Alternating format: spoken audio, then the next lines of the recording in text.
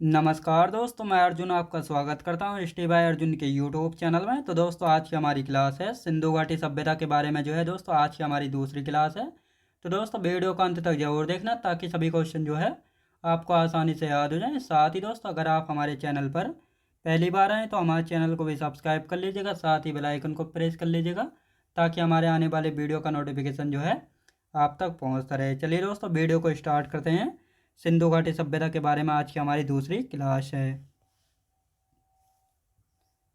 अब सबसे पहले दोस्तों हेडिंग डाल लेते हैं सिंधु घाटी सभ्यता।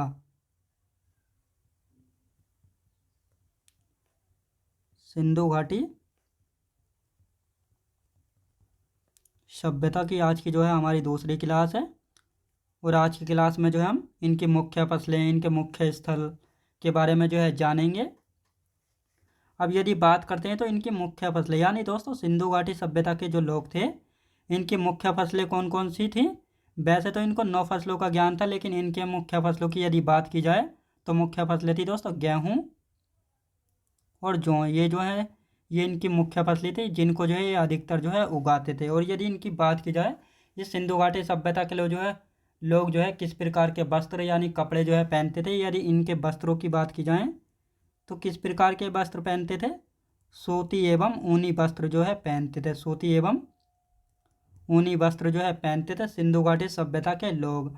और यहाँ के लोगों को जो है दोस्तों तलवार से जो है परिचित नहीं थे, क्योंकि इस समय जो है लोहे की खोज जो है नहीं हुई थी, इसलिए जो है यहाँ के लोग तलवार से जो है परिचित नहीं थे। क्योंकि तलवार को बनाने के लिए जो है लोहे की ही जो है आवश्यकता जो है पड़ती है। यानी यहाँ के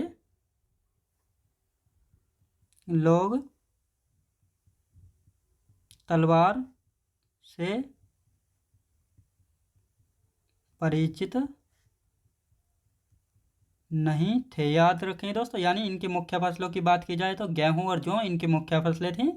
यदि इनके वस्त्र की बात की जाए तो सूती एवं ऊनी कपड़े पहनते थे। और यहाँ के लोग जो है तलवार से परिचित नहीं थे। याद रखें दोस्तों सिंधु घाटी सभ्यता का भौगोलिक विस्तार, जिस प्रकार भारत का भौगोलिक विस्तार है, भारत का पूर्वी, दक्षिणी और उत्तरी यानी पश्चिमी बिंदु होते हैं, तो इसी प्रकार जो है सिंधु घाटी सभ्यता का भौगोलिक विस्तार की यदि बात करते हैं तो इसका सबसे पूर्वी स्थल, पूर्वी, उत्तरी, पश्चिमी और दक्षिणी स्थलों के बारे में जो है जानेंगे। सिंधु घाटी सभ्यता का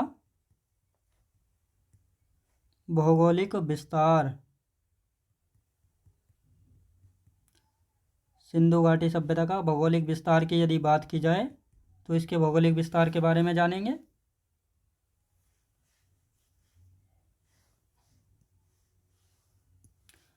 उत्तर में दोस्तों सिंधु घाटी सभ्यता का सबसे उत्तरी स्थल कौन सा है, तो सबसे उत्तरी स्थल की यदि बात की जाए तो मांडा। याद रखें दोस्तों मांडा जो है इसका सबसे उत्तरी स्थल है। कहाँ पर पड़ता है, जम्मू कश्मीर में है और चिनाब नदी के किनारे पर है। कहाँ पर दोस्तों, चिनाब नदी के किनारे पर।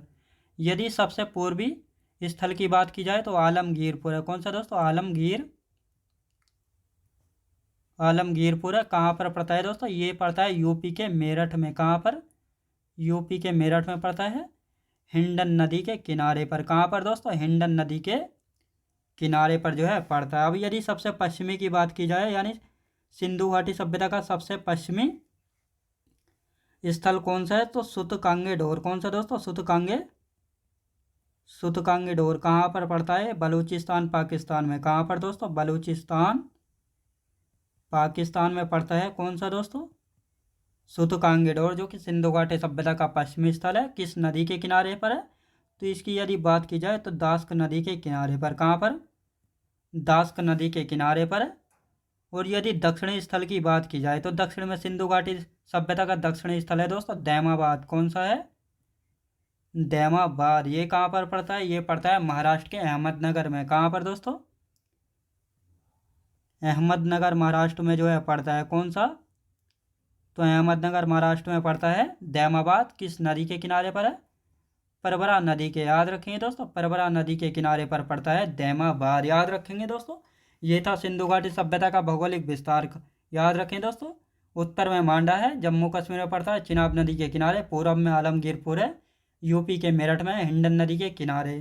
पश्चिमी की यदि बात की जाए सुतकांगेडोर है, बलूचिस्तान पाकिस्तान में, दास्क नदी के किनारे। दक्षिण की बात की जाए तो दैमाबाद है, अहमदनगर महाराष्ट्र में है और प्रवरा नदी के किनारे पर है। याद रखेंगे। अब देखेंगे दोस्तों, सिंधु घाटी सभ्यता में जो है कई प्रकार की मोहरें जो है पाई गई हैं, और जितनी भी जो है मोहरें यानी सील्स पाई गई हैं, उन पर सबसे ज़्यादा जो है एक श्रृंगी यानी एक सींग वाले पशु का अंकन जो है मिलता है।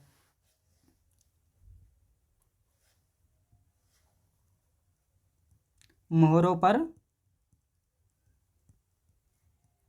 सबसे अधिक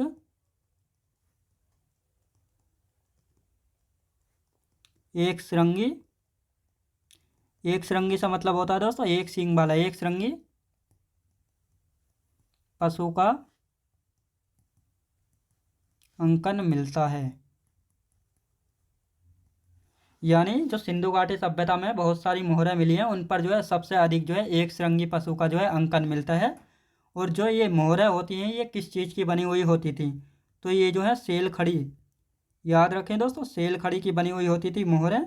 और ये सेल खड़ी क्या होता है दोस्तों? सेल खड़ी यानी स्टेटाइट जो है, ये एक प्रकार का मुलायम पत्थर होता है, एक प्रकार का मुलायम पत्थर होता था सेल खड़ी, जिसको जो है मोहरें बनाने के लिए जो है प्रयोग किया जाता था। और यहाँ से जो है कई प्रकार की मोहरें जो है पाई गई हैं। याद रखें दोस्तों, गोलाकार, गोलाकार, आयताकार और वर्गाकार, ये अन्य प्रकार की मोहरें कहाँ से पाई गई हैं? सिंधु घाटी सभ्यता से जो है पाई गई हैं। अब इनका उपयोग क्या होता था? यानी जो सिंधु घाटी सभ्यता में मोहरें पाई गई हैं, इनका उपयोग क्या होता था? इनका उपयोग था दोस्तों व्यापारिक उद्देश्य के लिए। यानी आपने पिछली क्लास में देखा होगा कि यानी सिंधु घाटी सभ्यता के लोग जो है दोस्तों आयात निर्यात यानी इम्पोर्ट एक्सपोर्ट का बिजनेस करते थे। तो इसीलिए इनके उद्देश्य के लिए ही जो है मोहरों का प्रयोग करते थे। यानी जब ये अपना माल बाहर के देशों में भेजते थे, तो उनको जो है सील करने के लिए जो है अपना एक सील जो है, सील यानी मोहर जो है लगा कर भेजते थे।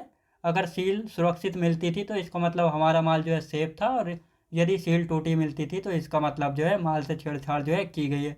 यानी आपने देखा होगा बड़ी बड़ी कंपनीज में जब कंटेनर में माल लोड करके भेजा जाता है, तो उस पर जो है कंपनी अपनी सील लगा कर भेजती है, ताकि हमारे माल की पहचान रहे और हमारे माल की जो है सुरक्षा रहे। अगर यदि कंटेनर की सील टूटी हुई है तो इसका मतलब माल से जो है छेड़छाड़ की गई, यानी उसको जो है खोल कर देखा गया है।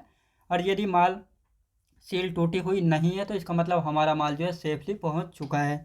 तो इसी के उद्देश्य से जो है मोहरों का प्रयोग करते थे। कहाँ पर दोस्तों? सिंधु घाटी सभ्यता में। उपयोग की यदि बात की जाए तो व्यापारिक, व्यापारिक उद्देश्यों के लिए जो है किया जाता था। व्यापारिक उद्देश्यों के लिए, जैसे जार सील करना दोस्तों, जार सील करना, बोरियों पर टैग लगाना, बोरियों पर टैग लगाना। तो इसलिए जो है इनका प्रयोग जो है किया जाता था। याद रखेंगे। यानी आपको पता लग गया होगा मोहरें किस चीज़ की बनी होती थी, कई प्रकार की मोहरें होती थी और इनका उद्देश्य क्या होता था। अब सिंधु घाटी सभ्यता के जो लोग थे, ये किस प्रकार की मिट्टी से बने बर्तनों का प्रयोग करते थे? तो सिंधु घाटी सभ्यता के लोग जो है दोस्तों लाल मिट्टी से बने बर्तनों का प्रयोग करते थे, और इन बर्तनों पर जो है काले रंग की चित्रकारी जो है होती थी।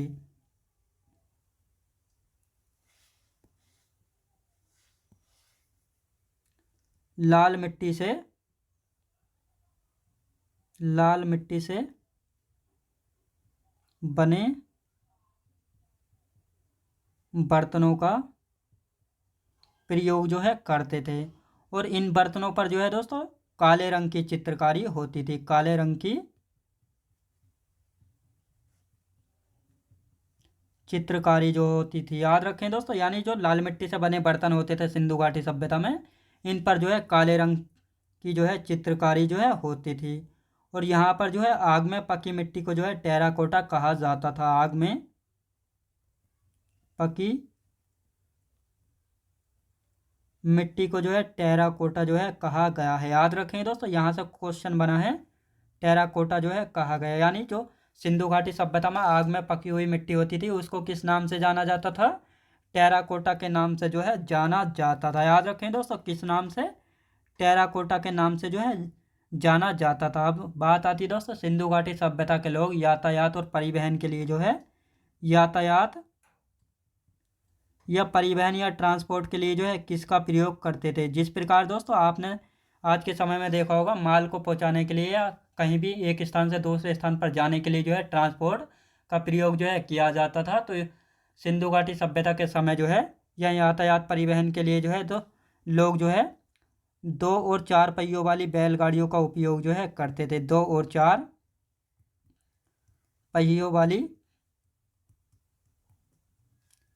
बैलगाड़ी का प्रयोग करते थे। याद रखें दोस्तों, बैलगाड़ी का प्रयोग जो है किया जाता था। याद रखें दोस्तों, यातायात परिवहन के लिए जो है 2 और 4 पहियों वाली बैलगाड़ी का उपयोग जो है किया जाता था।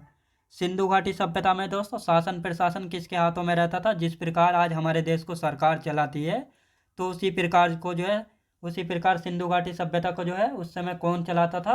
तो यहाँ पर जो है वणिक वर्ग यानी व्यापारिक वर्ग होता था, जो कि सिंधु घाटी सभ्यता का शासन प्रशासन इसी वर्ग के हाथों में जो है रहता था।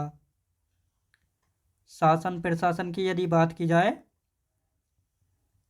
शासन प्रशासन की यदि बात की जाए किसके हाथों में? वणिक या व्यापारिक वर्ग के हाथों में जो है यहाँ का शासन प्रशासन जो है रहता था। यानी सिंधु घाटी सभ्यता का जो शासन प्रशासन था वणिक या व्यापारिक वर्ग के हाथों में जो है रहता था। याद रखेंगे दोस्तों। अब बात आती है विदेशी व्यापार, यानी ये जो है कहाँ कहाँ से जो है सोना चांदी जो है मंगाते थे? विदेशी व्यापार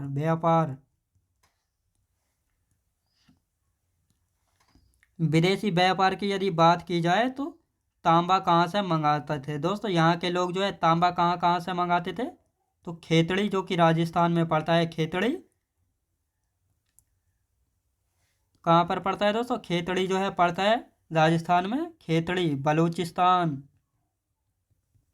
बलूचिस्तान और ईरान से, इन तीनों जगह से जो है क्या मंगाते थे? तांबा जो है मंगाया जाता था इन तीनों जगह से। सोना कहाँ से मंगाया जाता था दोस्तों? सोना मंगाते थे कर्नाटक से। कहाँ से? कर्नाटक,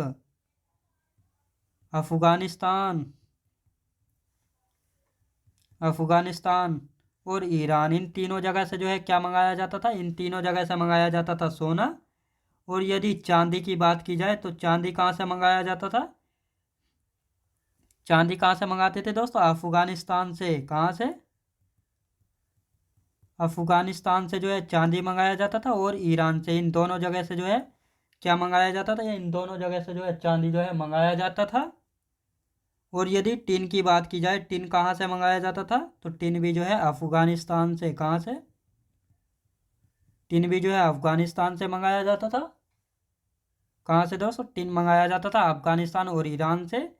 अब बात आती है सेल खड़ी, जिसका प्रयोग जो है दोस्तों किसको बनाने में किया जाता था? मोहरों को बनाने में किया जाता था सेल खड़ी का प्रयोग। तो इसको जो है राजस्थान, कहाँ से दोस्तों? राजस्थान,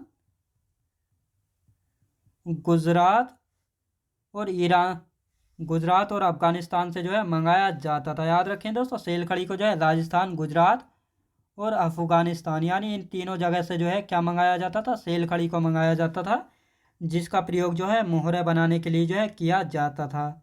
और शीशा बनाने के लिए जो है किसका प्रयोग किया शीशा कहाँ से मंगाया था? शीशा मंगाया जाता था दोस्तों ईरान से। याद रखें दोस्तों, शीशा कहाँ से मंगाया जाता था? तो शीशा जो है ईरान से जो है मंगाया जाता था। कहाँ से दोस्तों? ईरान से जो है मंगाया जाता था शीशा। तो दोस्तों शीशा कहाँ से मंगाया जाता? शीशा मंगाया जाता था ईरान से। याद रखें कहाँ से दोस्तों? ईरान से जो है शीशा जो है मंगाया जाता था। बात आती दोस्तों सिंधु घाटी सभ्यता के लोगों को जो है 9 फसलों का ज्ञान था। यानी सिंधु घाटी सभ्यता के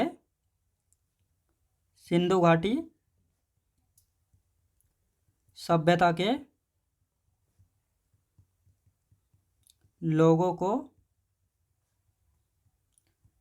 9 फसलों का ज्ञान था। याद रखेंगे दोस्तों, सिंधु घाटी सभ्यता के जो लोग थे इनको जो है 9 फसलों का ज्ञान था और इनकी मुख्य फसलें जौ और गेहूं थी। याद रखेंगे। और यहाँ पर सिंधु घाटी सभ्यता के पतन का मुख्य कारण किसको माना गया? तो दोस्तों सिंधु घाटी सभ्यता का पतन यानी विनाश का मुख्य कारण माना गया है बाढ़ को यानी फ्लड को। लेकिन कई स्त्रोतों में जो है पाया गया है कि सिंधु घाटी सभ्यता का पतन का कारण जो है आर्यों को माना गया है। यानी आर्य जो है मध्य एशिया से आए थे और इन्होंने जो है सिंधु घाटी सभ्यता पर आक्रमण करके जो है इसको ख़त्म कर दिया था। ये तो ये कथन है दोस्तों मैक्स मूलर के अनुसार, लेकिन इसको नहीं माना जाता है। सबसे ज़्यादा मान्यता जो है किसे माना, सबसे ज़्यादा किसको माना जाता है, तो माना जाता है सबसे ज़्यादा सिंधु घाटी सभ्यता के विनाश का कारण बाढ़ को जो है माना जाता है। सिंधु घाटी सभ्यता का पतन का मुख्य कारण, सिंधु घाटी सभ्यता का पतन का मुख्य कारण किसको माना जाता है, तो ये माना जाता है दोस्तों बाढ़ को जो है माना जाता है। बाढ़ यानी फ्लड को जो है माना जाता है, सबसे ज़्यादा स्रोतों में जो है पाया गया है। अब यदि बात आती है दोस्तों सिंधु घाटी सभ्यता में जो है पर्दा प्रथा प्रचलित थी, याद रखें दोस्तों पर्दा प्रथा सिंधु घाटी सभ्यता में भी थी। और वेश्यावृत्ति, तो ये वेश्यावृत्ति भी जो है सिंधु घाटी सभ्यता में भी थी, याद रखें दोस्तों। यानी इस समय भी जो है पर्दा प्रथा और वेश्यावृत्ति ये दोनों चलते थे, याद रखेंगे। अब बात आती है सिंधु घाटी सभ्यता के प्रमुख स्थल, यानी सिंधु घाटी सभ्यता के प्रमुख स्थलों के बारे में जो है जानेंगे, यानी कौन कौन से प्रमुख स्थल है सिंधु घाटी सभ्यता के।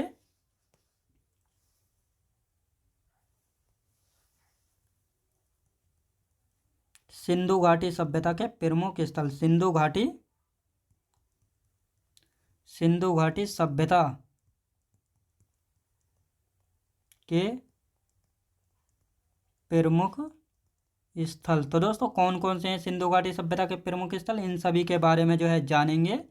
अब सबसे पहला आता है दोस्तों हड़प्पा। हड़प्पा जो है दोस्तों सिंधु घाटी सभ्यता का सबसे पहला खोजा गया स्थल है, यानी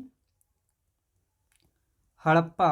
हड़प्पा की खोज कब हुई थी दोस्तों, हड़प्पा की खोज हुई थी 1921 में। किसने की थी, दयाराम साहनी। दयाराम साहनी के द्वारा जो है हड़प्पा को जो है खोजा गया था। और हड़प्पा जो है कहाँ पर है वर्तमान में, वर्तमान पाकिस्तान में पड़ता है हड़प्पा, याद रखेंगे। और किस नदी के किनारे पर है, रावी नदी के किनारे पर है।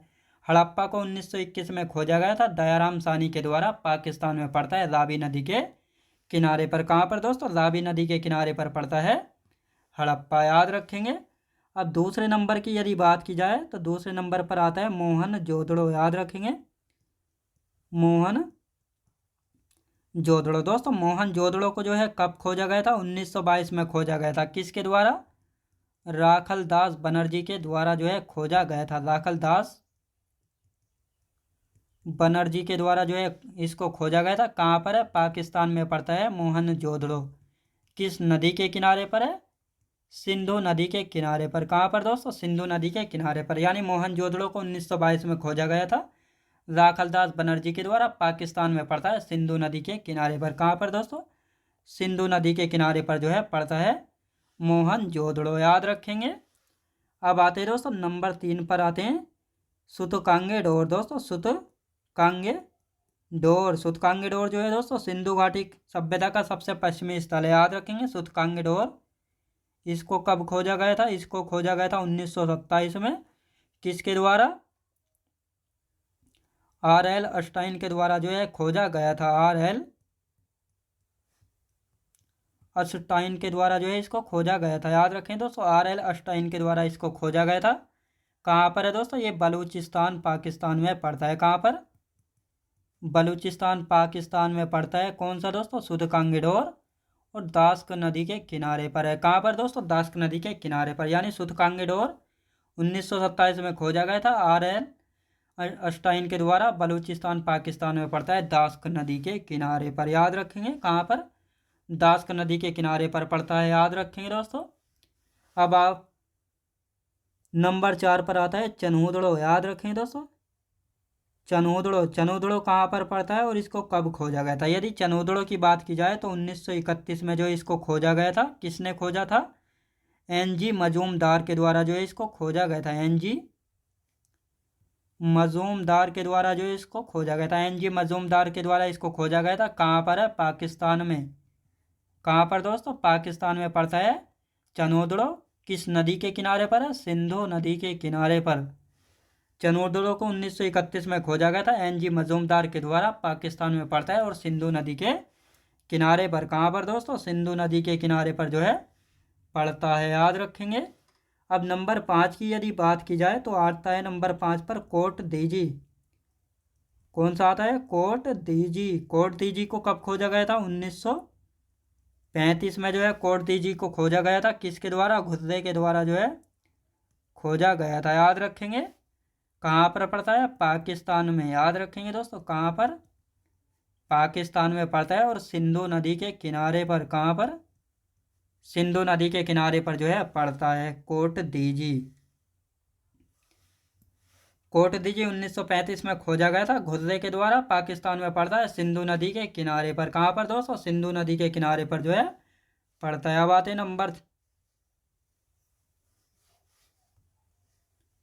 नंबर 6 पर आते हैं दोस्तों।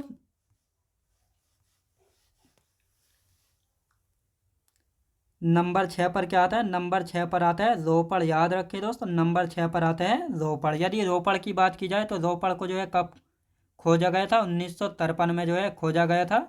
किसके द्वारा? यज्ञदत्त शर्मा। यज्ञदत्त शर्मा, यानी इसको दोस्तों कहीं कहीं पर जो है वाई डी शर्मा के नाम से भी जो है जाने जाते हैं, यानी कहीं कहीं पर जो है वाई डी शर्मा भी जो है लिखा मिल सकते हैं, तो बिल्कुल भी जो है कंफ्यूज नहीं होना है। कहाँ पर है? पंजाब में। रोपड़ कहाँ पर पड़ता है दोस्तों? पंजाब में। किस नदी के किनारे? सतलज नदी के किनारे पर पड़ता है रोपड़। याद रखेंगे। रोपड़ की बात की जाए तो 1953 में खोजा गया था यज्ञदत्त शर्मा के द्वारा, पंजाब में सतलज नदी के किनारे पर। कहाँ पर दोस्तों? सतलज नदी के किनारे पर जो है पड़ता है। अब आते हैं दोस्तों राखी गढ़ी। राखी गढ़ी की यदि बात की जाए तो इन राखी गढ़ी को जो है 1969 में खोजा गया था। किसके द्वारा? सूरजभान और रफ़ीक मुगल के द्वारा जो है खोजा गया था। सूरजभान और रफ़ीक मुगल के द्वारा जो है खोजा गया था। कहाँ पर पड़ता है ये? हरियाणा के हिसार में। कहाँ पर? हिसार हरियाणा में जो है पड़ता है। किस नदी के किनारे पर है दोस्तों? ये है घग्गर नदी के किनारे पर। याद रखेंगे। राखी गढ़ी को 1969 में खोजा गया था सूरजभान रफ़ीक मुगल के द्वारा। हिसार हरियाणा में पड़ता है घग्गर नदी के किनारे पर। याद रखेंगे दोस्तों, कहाँ पर? घग्गर नदी के किनारे पर जो है पड़ता है। याद रखेंगे। अब नंबर 8 की यदि बात की जाए तो नंबर 8 पर कौन सा आता है? बनावली। याद रखेंगे दोस्तों, बनावली। यदि बनावली की बात की जाए तो इसको कब खोजा गया था? 1973 में खोजा गया था बनावली को। कब? 1973 में खोजा गया बनावली को। किसके द्वारा? RS बिष्ट या रविंद्र सिंह बिष्ट के द्वारा जो है इसको खोजा गया था। याद रखेंगे। कहाँ पर पड़ता है? फतेहाबाद हरियाणा में। याद रखेंगे दोस्तों, फतेहाबाद हरियाणा में पड़ता है बनावली। किस नदी के किनारे पर है? घग्गर नदी के किनारे पर। याद रखेंगे। किस नदी के किनारे पर है? घग्गर नदी के किनारे पर। बनावली 1973 में खोजा गया था RS बिष्ट के द्वारा। फतेहाबाद हरियाणा में है, घग्गर नदी के किनारे पर। याद रखेंगे। अब आते हैं दोस्तों नंबर 9 पर कौन सा आता है? धोलावीरा। याद रखेंगे। धोलावीरा। यदि धोलावीरा की बात की जाए तो इसको कब खोजा गया था? 1990-91 में जो है इसको खोजा गया था। किसके द्वारा? RS बिष्ट के द्वारा जो है इसको खोजा गया था। RS बिष्ट के द्वारा जो है इसको खोजा गया था। कहाँ पर है? कच्छ गुजरात में। कहाँ पर दोस्तों? कच्छ गुजरात में पड़ता है धोलावीरा। किस नदी के किनारे पर है? तो ये मानहर या लूनी नदी के किनारे पर जो है। याद रखें दोस्तों, धोलावीरा 1990-91 में खोजा गया था RS बिष्ट के द्वारा, कच्छ गुजरात में मानहर या लूनी नदी के किनारे पर। इन तीनों में से दोस्तों कोई सी भी नदी जो है आपको मिल सकती है, तो बिल्कुल भी जो है कन्फ्यूज नहीं होना। याद रखेंगे। अब यदि बात करते हैं तो नंबर 10 पर कौन सा आता है? नंबर 10 पर आता है लोथल। याद रखेंगे। लोथल की यदि बात करते हैं तो लोथल को जो है कब खोजा गया था? 1957 में। जो याद रखें दोस्तों, 1957 में जो है लोथल को खोजा गया था। किसके द्वारा? SR राव के द्वारा जो है खोजा गया था। SR राव के द्वारा जो है इसको खोजा गया था। किसको दोस्तों? लोथल को जो है खोजा गया था। और लोथल जो है दोस्तों सिंधु घाटी सभ्यता का सबसे बड़ा बंदरगाह यानी पोर्ट है। याद रखेंगे। SR राव के द्वारा खोजा गया था। कहाँ पर पड़ता है? अहमदाबाद गुजरात में। कहाँ पर दोस्तों? अहमदाबाद गुजरात में पड़ता है लोथल। अहमदाबाद गुजरात में जो है पड़ता है लोथल। किस नदी के किनारे पर है दोस्तों? लोथल जो है भोगवा नदी के किनारे पर। किस नदी पर? भोगवा नदी के किनारे पर पड़ता है। याद रखें दोस्तों, लोथल जो है भोगवा नदी के किनारे पर है। किस नदी के किनारे पर है? भोगवा नदी के किनारे पर है। अब यदि बात की जाए सुरकोटदा, सुरकोटदा दोस्तों कब खोजा गया था? तो ये 1964 में खोजा गया था सुरकोटदा। किसके द्वारा? जगपति जोशी के द्वारा जो है इसको खोजा गया था। किसके? जगपति जोशी के द्वारा जो है इसको खोजा गया था सुरकोटदा को। ये कहाँ पर है? ये पड़ता है कच्छ गुजरात में। याद रखेंगे, कच्छ गुजरात में जो है ये पड़ता है। याद रखेंगे। और दोस्तों ये अभी क्लियर नहीं हो पाया कि सुरकोटदा जो है किस नदी के किनारे पर था। याद रखेंगे। सुरकोटदा की यदि बात की जाए 1964 में खोजा गया था जगपति जोशी के द्वारा। और कहाँ पर पड़ता है? कच्छ गुजरात में पड़ता है। याद रखेंगे। अब आते हैं दोस्तों नंबर 12 पर। नंबर 12 पर कौन सा आता है? रंगपुर। याद रखें दोस्तों, रंगपुर की यदि बात की जाए तो इसको जो है 1931 में खोजा गया था। किसके द्वारा? माधव स्वरूप के द्वारा। याद रखें दोस्तों, माधव स्वरूप वत्स के द्वारा जो है इसको खोजा गया था। कहाँ पर है? अहमदाबाद गुजरात में। याद रखें दोस्तों, अहमदाबाद गुजरात में है रंगपुर। कहाँ पर? अहमदाबाद गुजरात में है रंगपुर। किस नदी के किनारे है? किस नदी के किनारे पर है? मादर नदी के किनारे पर। याद रखेंगे। तो ये जो है मादर नदी के किनारे पर पड़ता है। कहाँ पर दोस्तों? मादर नदी के किनारे पर जो है पड़ता है। अब आते हैं दोस्तों नंबर 13 पर। नंबर 13 पर कौन सा आता है? आलमगीरपुर।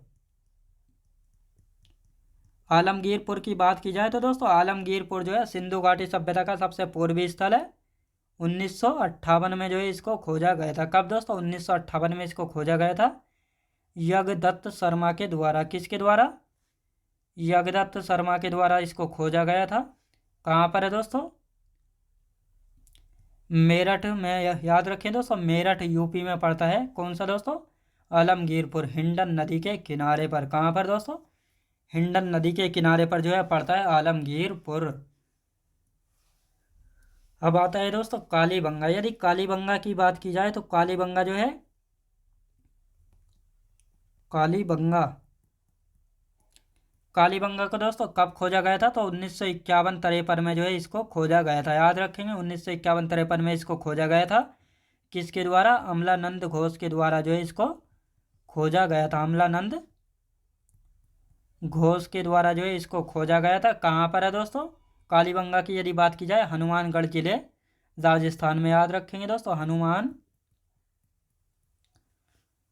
जिला राजस्थान में पड़ता है। याद रखेंगे दोस्तों, हनुमानगढ़ जिला राजस्थान में पड़ता है और घग्गर नदी के किनारे पर है। कहाँ पर दोस्तों? घग्गर नदी के किनारे पर है। यदि कालीबंगा की बात की जाए 1951-53 में खोजा गया था अमलानंद घोष के द्वारा। हनुमानगढ़ जिला राजस्थान में घग्गर नदी के किनारे पर। कहाँ पर दोस्तों? घग्गर नदी के किनारे पर जो है स्थित है। याद रखेंगे। अब यदि 15वें की बात करते हैं तो 15वें पर आता है दोस्तों दैमाबाद। याद रखेंगे, दैमाबाद। यदि दैमाबाद की बात की जाए तो दैमाबाद को जो है 1974 से लेकर 1979 के बीच जो है खोजा गया था। किसने खोजा था? ऐसे सली ने जो है इसको खोजा था। ऐसे सली के द्वारा जो है इसको खोजा गया था। कहाँ पर है दोस्तों? अहमद नगर महाराष्ट्र में। याद रखें दोस्तों, अहमदनगर महाराष्ट्र में जो है पड़ता है।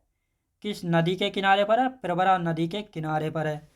दैमाबाद को जो है 1974-79 के बीच में खोजा था ऐसे सली ने, अहमदनगर महाराष्ट्र में प्रवरा नदी के निकट। याद रखें दोस्तों, प्रवरा नदी के निकट है। याद रखेंगे। अब आता है दोस्तों अंतिम आता है मांडा। याद रखेंगे दोस्तों, नंबर 16 पर आता है मांडा। इसको ये तो आपको पता ही होगी। मांडा कहाँ पर है? जम्मू कश्मीर में, जो कि सिंधु घाटी सभ्यता का सबसे उत्तरी स्थल है मांडा। इसको जो है 1976 से लेकर 77 के बीच में जो है खोजा गया है। किसने खोजा था? मधुबाला एवं जेपी जोशी, यानी मधुबाला एवं किसने? जेपी जोशी ने। याद रखें दोस्तों, जेपी जोशी यानी जगपति जोशी ने जो है खोजा था। इन दोनों ने मिलकर मांडा को। कहाँ पर है? जम्मू कश्मीर में। किस नदी के किनारे पर है? चिनाब नदी के किनारे पर। याद रखें दोस्तों, कहाँ पर है? चिनाब नदी के किनारे पर पड़ता है मांडा। याद रखेंगे, कहाँ पर? चिनाब नदी के किनारे पर पड़ता है मांडा। याद रखेंगे। तो दोस्तों मैं उम्मीद करता हूँ आपको वीडियो क्वालिटी कंटेंट वगैरह सभी कुछ आपको पसंद आया होगा। पसंद आया हो तो लाइक शेयर सब्सक्राइब करना बिल्कुल भी ना भूलें। साथ ही दोस्तों अगर आप हमारे चैनल पर पहली बार आएँ तो हमारे चैनल को भी सब्सक्राइब कर लीजिएगा। साथ ही दोस्तों अगर कोई डाउट हो तो कमेंट बॉक्स में आप पूछ सकते हैं, याद रखेंगे। तो चलिए दोस्तों मिलते हैं नेक्स्ट वीडियोज़ में।